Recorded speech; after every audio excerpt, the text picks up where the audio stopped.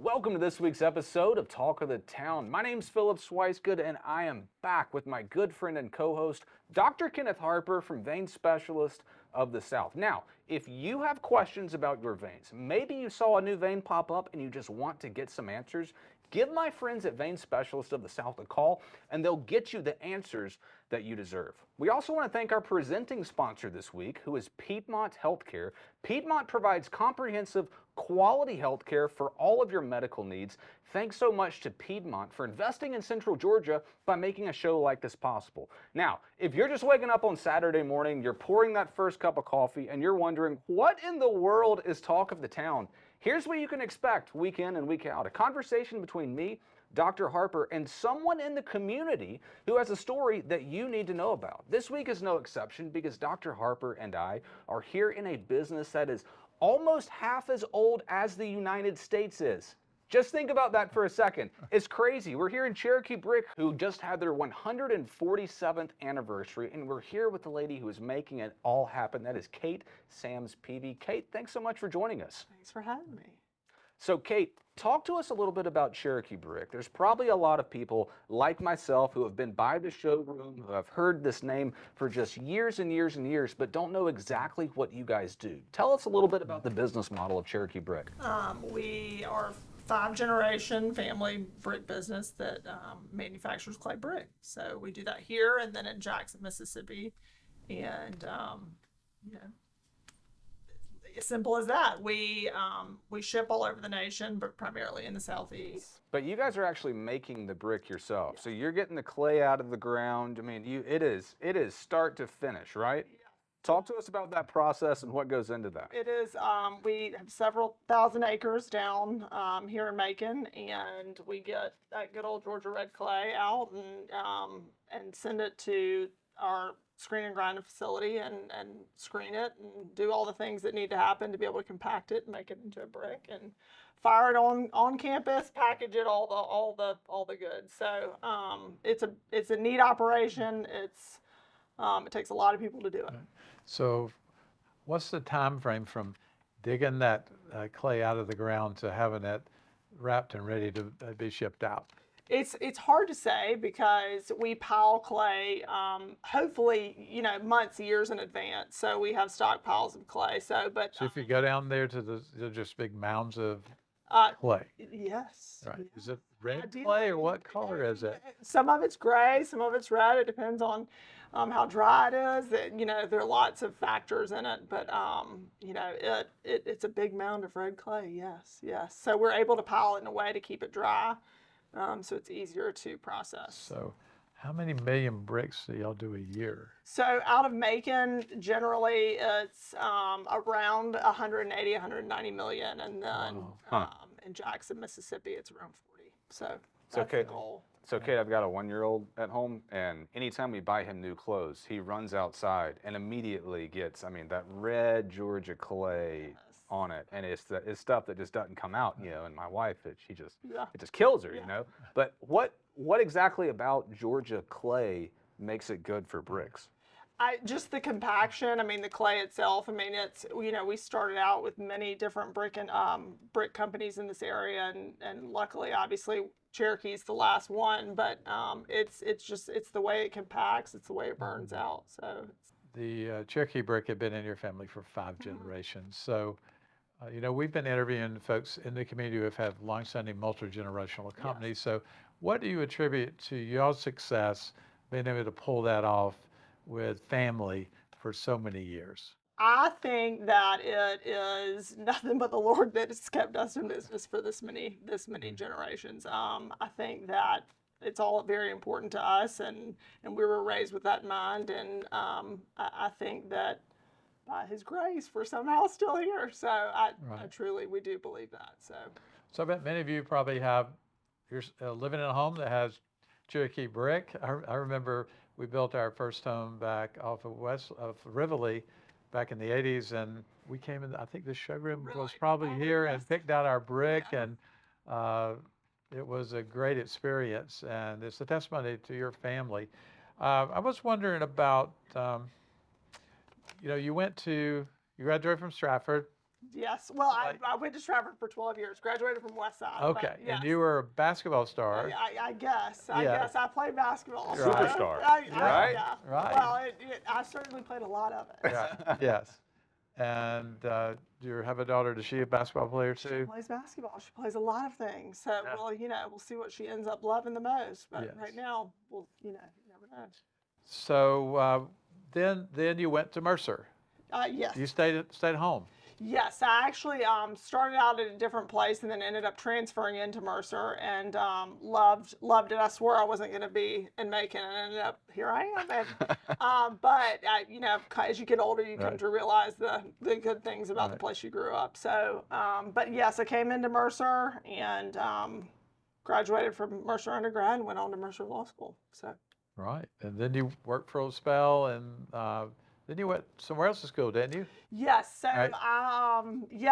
once I joined Cherokee, I came in as an in-house lawyer at Cherokee, and ended up deciding that I wanted to be a part of running the company, and I liked the business side of things. So.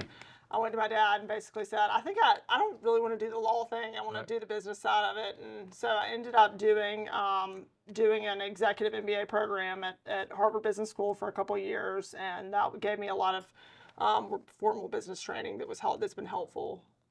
So lots of education. Yeah. You can't have too much, right? Right. That's So, right. Yes. That's Yeah. right. So it's so rare for someone that goes that route of like going to law school and committing all the time to actually doing that, to then pivot fields and to do something else. And so I'm just curious, was there anything from law school that you learned in that process that you said, hey, this thing over here that I learned is really applicable to running this multi-generational, really significant sized business? I was able to join as an associate a firm here in Macon, Jones Cork and Miller, and I had the opportunity to work in a lot of different fields of the law, and which was wonderful. I got access to a lot of different areas, and I think that helped because you realize it touches so many different areas. So as you look at workers' comp, you look at lots of different employment issues, et cetera, environmental issues. You realize that wow, this really affects business in a lot of different ways. And so when I was brought into Cherokee, it was more I was going to be more of a legal help than anything, and I ended up getting into the production side of things, and learning how machines work and how all of it is pieced together, and just was like, I really like this, So I guess it's genetic, right? But it wasn't something that I went in, assuming I was going to love. And they're really, I luckily do very little legal work now. So I always have it in the back of my mind, but it's helpful, but it's not something that I do day to day. So. So we usually ask a question about the impact of COVID years on your business, and what things you saw it created a window of change, and maybe in the manufacturing process or other ways you do things. What was it like down at Cherokee Brick for COVID? It was, quite frankly, like everybody else, terrible. The uncertainty, it was scary. There was a lot of fear. Luckily, our processes and the way that we work, allowed us to continue running. And we were fortunate to live in a state where, we had reasonable people in leadership that, we were able to continue to work. And but COVID's affected obviously everything: supply chains, labor, all of the above. I think it's ebbed and flowed over the years as things have gotten better. But I think we'll see lasting effects from it forever. When we interviewed Dr. Greg George from out at Middle Georgia State University, and off the camera I said, hey, Greg, what are the things that companies or families or whatever want to stay at the forefront of things need to be all about? And he says AI. Is there AI applicable in what you're doing? I'm sure there is somehow. I've not seen it yet, but I'm not so naive to think that there's not. But our our product line and the way we make brick is does not lend itself to robots, and Right. I'm sure again, I'm sure AI will come into play at some point, but but that's yet to be seen. So it's a labor of love with human hands. Yes, Right. yes. Believe it or not, Right. 5 to 10 degrees on when you're burning clay at 2,000 degrees can make a big difference. Oh my. So it is, depending on what you're making and how quickly you're putting it through the kiln. I mean, we had a long discussion yesterday about a 30-second flash. So how do you get the temperature up that high to? Well, we utilize natural gas, and for up until the landfill closed, we took methane off the landfill for I guess almost 30 years. Really? So that was helpful, but it takes a lot of fuel. Really? I've heard there people go down in that area and have bird hunts or something like that. Is that true? We have a lot. We have a really big. Apparently, I've been told not that it's my specialty, but we have a lot of neat areas down there with a lot of different species of birds, and there's lots of bird counts. And I do know that people really try to go down there and hunt some. And my dad has always steered clear of some of that, but it's as far as duck hunting and stuff like that. But you never know. Are there alligators down There there? are lots of alligators. What's the Really? largest Yeah, alligator what's the you've seen biggest? down there? I mean, people say that there's like a 15, 16 footer on camera.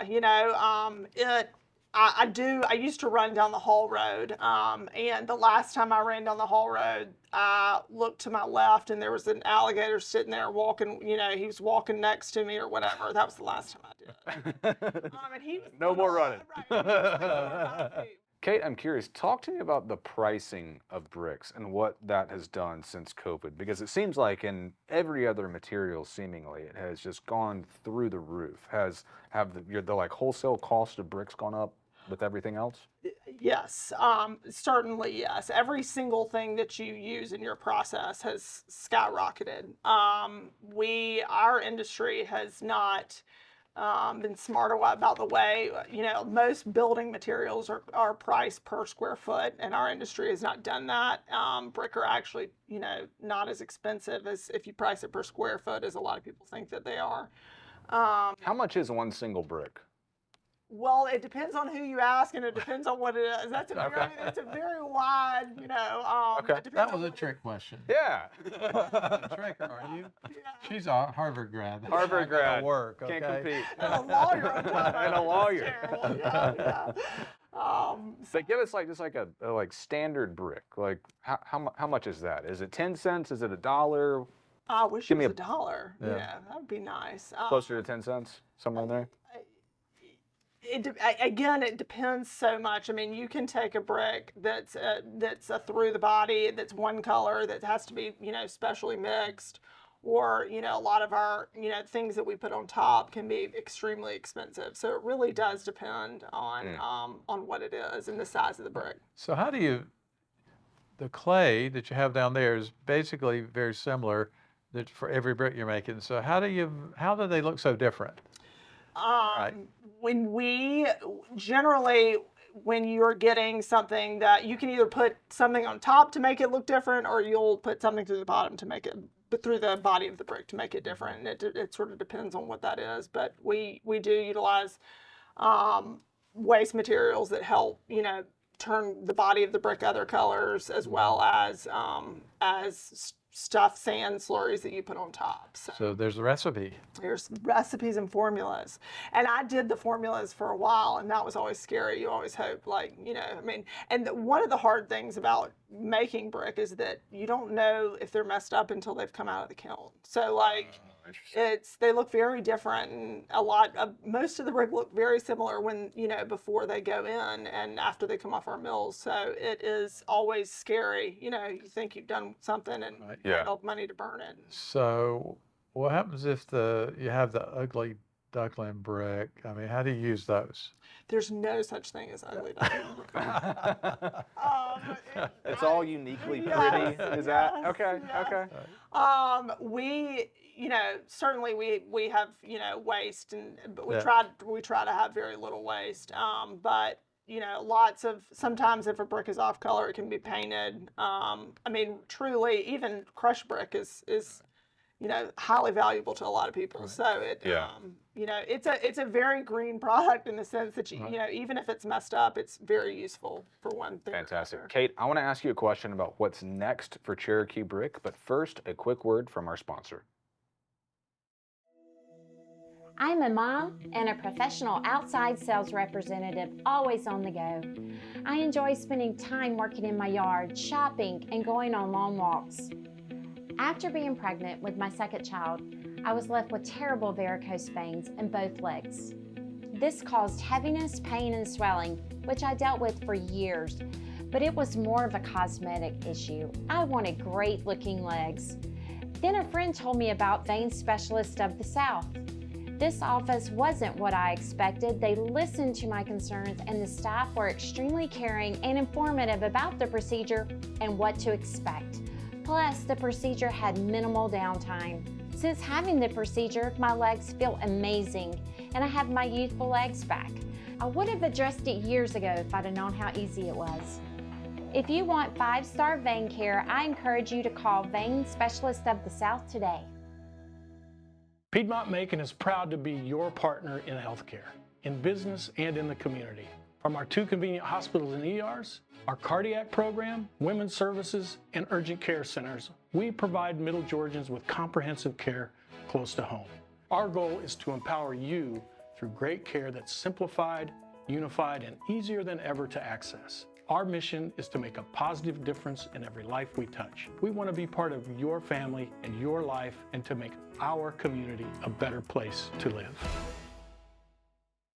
It's time for the Medical Minute. This is the portion of the show where we ask Dr. Harper your vein-related questions. This week's question, Dr. Harper, is going to be about insurance. Does insurance cover vein issues? That's a great question, and one we have a lot asked of us. It depends on your insurance and how the plans are written, but for most insurance plans, if you have symptomatic leg pain, swelling, aching, tiredness, itching, night cramps, restless leg, and you have visible varicose veins or spider veins, most of the insurance companies have provisions for coverage. If you're unsure about that, you can call our office and we'll connect you with one of our experts in insurance coverage, and they can look at your plan and advise you further. But I would not assume that it doesn't until you find out for sure. We've changed people's lives with the vein care, and most insurance does cover that care, and it's a life changer for those patients. So that's a yes. Yes. It sounds like most of the time, insurance does cover vein operations. Yes, that's right. Welcome back to Talk of the Town. We're sitting here with Kate Sams Peavy from Cherokee Brick. Kate, I've got to ask you, Cherokee Brick is 147 years old. Tell me, what's next for Cherokee? Well, I think there's been lots of discussion about gearing up for our 150 years and Right. the celebration that's going to be, and hopefully just continuing to do what we're doing. Get more efficient, continue to make a more, product, and hopefully continue to be where we've been. So what's the party gonna look like? There's lots of discussion about that, so we probably need to nail something down if we're gonna, but there are lots of things that I'd like to really, take a look into our history and make sure that we've got that memorialized in a way where it's exciting and respects, everything that people have done in the past to keep this place going. So I'm picturing a 10-foot cake that has bricks, that looks like it has bricks on it, like something massive. I guarantee you there'll be something like that. And we're invited. Did you know that? Isn't that great? Well, that'd be super. That'd be great. So yeah. So I think the community would like to celebrate with Cherokee Brick in a way, celebrate a longstanding business. I think that's important. I know one of the principles you have kind of lived by is making a difference in the community. And do you have particular ways that y'all look at that, and what would you do that might be encouraging to other companies that are looking at this, that they might get a vision for that, what that looks like? Well, I know we've tried to give back in in many different ways. My dad's always felt that, to do that in most situations anonymously. And I think we have something we're proud of is all the people that come to work every day for us, and we sure, we've got a really good group, and they're it's hundreds of employees, and I think that has been a huge blessing for us, and hopefully for the community as well. Right. And especially in a time whenever keeping employees is so difficult. And we were talking before, and I was reading on your website about how long so many of these employees have actually been with you guys, and that's just such a hallmark of a quality culture, a solid company, and really high caliber leadership. We've been very blessed with the people that we have. We have an open door policy. I think we are loyal to them, and they are loyal to us. And it's something that we're really proud of. It takes a long time to learn how to make a brick. It takes a long time to be able to sell a brick and have relationships with the customers. And so we're certainly fortunate that we've got people. They're family to us. They're important to us, and I think they know that. And they're family to each other. They're all very close, and so it's nice to come to work and know you work with people that care about you, and vice versa. Philip, she play golf? I play golf badly. Okay, you fish better. I fish way better than I play golf. So- Yes. But there's a golf course called the Brickyard. Is that related to the bricks? Is that people might not know? It is. Tell people about the Brickyard. It is. I am not a golfer, and I cannot tell you much other than where it is. But I unfortunately spend more time in our side of the brick place than on the golf course. But I hear it's a good course. But it was a big project. I think my dad enjoyed in getting on pieces of equipment and doing some of that, and we are. I get out there about once a year, I'd say. Maybe. Okay. Yeah. Yeah, but there's opportunities out there. Yeah. It is a great course. If you haven't heard about the Brickyard, or get somebody to invite you, just a member out there, you'll have a good time. And your dad is kind of the mover and shaker out there for that process, right? Ed Hutchinson is out there, and he runs that, and he does a great job, and we sort of leave him alone, and he knows what he's doing, and I don't when it comes to Brickyard. So when it comes to not Brickyards, I guess golf courses. So if you've ever wondered how the Brickyard got its name, now you know. The Brickyard Golf Course. It's a beautiful course, but there's a couple holes out there that, I just want to go pound my head against the pine tree. Man, it seems like I can't find a straight shot. I'm not good, so don't listen to me when it comes to golf, but it is a beautiful course. Well, I actually, the only time I've been out there and played and hit balls, I broke my father's driver, and then he gave me John Thigpen's driver, who's our VP of sales, and I broke it. And so You then broke two drivers out? 3 shots. In 3 shots? And so then I She was retired. crushing it. It's not. That might be a record. Two, yeah. And two I and just, three shots. the fact that my father just hands me his driver, like, oh, you can break John's, you won't break John's. So is your daughter playing golf any? She is not. I have begged her to play golf. She plays way too many other sports. So, but I sure would love it if she took it up. I keep telling her how helpful it would be in life and You're right. business. Oh, and networking is huge. Yes. So before you came back to the company, was the family kind of wondering who's going to be next? Or they were saying, I'm going to have to work a long time. There's been no successor. So if you're the lead now, how do you look at that for the future? We have great people in place, and so my dad, already had a team in there who was doing a great job, and they were kind enough to allow me to come in there and ask questions and stick my nose in areas that probably didn't belong for a minute, and so we had a great team. I think that given the loyalty that we have with people with us, the sky's the limit, whether you're family or not, so That's a great answer. That is. So, Macon does have a way about, people come to Macon and think, or they grew up here and they don't like it and they move away, and then they find out later in life they come back and said, well, I missed out on many years I could have been here. But other people move here thinking they'll be here for a year or two, and then they're here for their lifetime. So there's so many positive things happening in the community now, and it's good to see those things happening. And so you want it to be a place where people will want to live, raise their family, worship where they choose, and make a positive difference in the community. We appreciate what y'all's commitment to doing that. I respect that a lot of it's anonymous. I mean, you see things happen around there. A lot of families and organizations that do things and don't want the recognition, but want the good of the community. So that's really nice.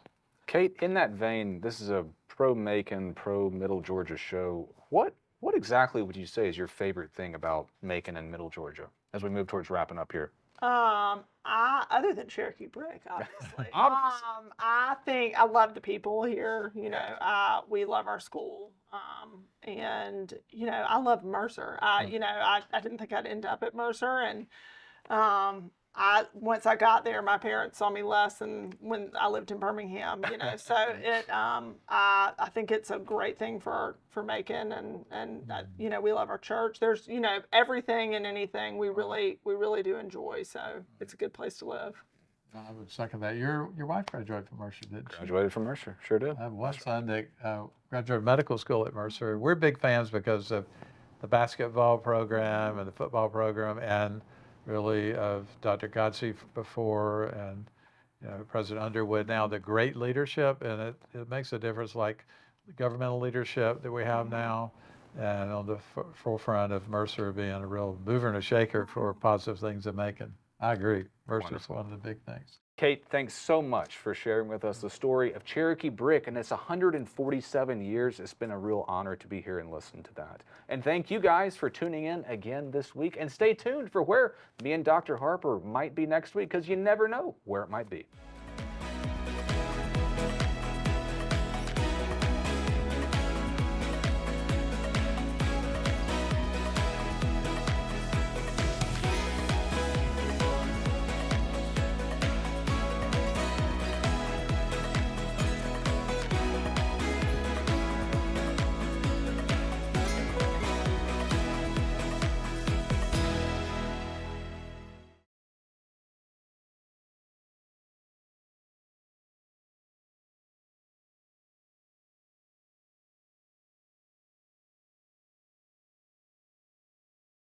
I'm a 37-year-old mom and athletic trainer.